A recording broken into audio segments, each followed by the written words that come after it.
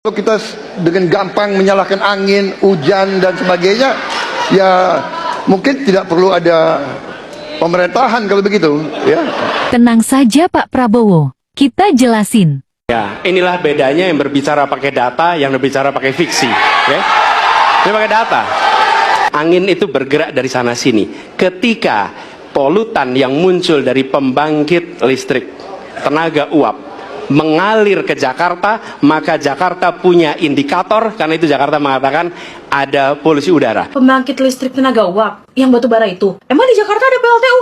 Enggak pas banget di Jakarta sih. Menurut Direktur Eksekutif Walhi Jakarta, Suci Fitria Tanjung, PLTU ini ada di radius 100 km dari Jakarta. 100 km kan jauh ya, tapi kok polutan dari PLTU bisa sampai ke Jakarta? Berarti ada banyak banget dong PLTU yang beroperasi. Melansir data Indonesia, per tanggal 10 Agustus 2023 ada 16 PLTU batubara yang beroperasi. Banyak juga.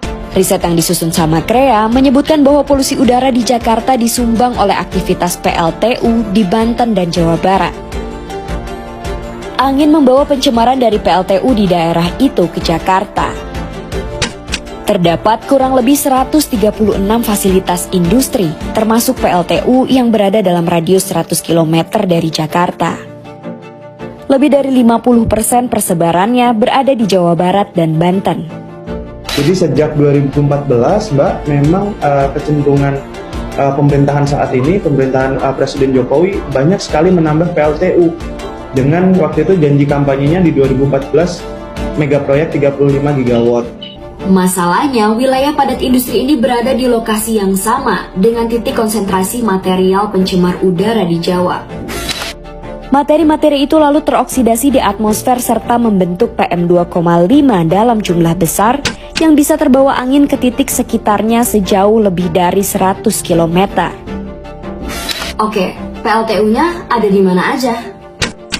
Ini PLTU Jawa 7. Ini PLTU Indramayu, dan ini Suralaya 9 dan 10.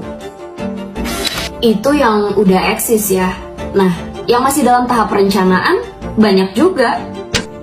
Data yang kami dapat dari Tren Asia menyatakan seenggaknya ada 15 PLTU yang akan didirikan di sekitar Jawa Barat dan Banten.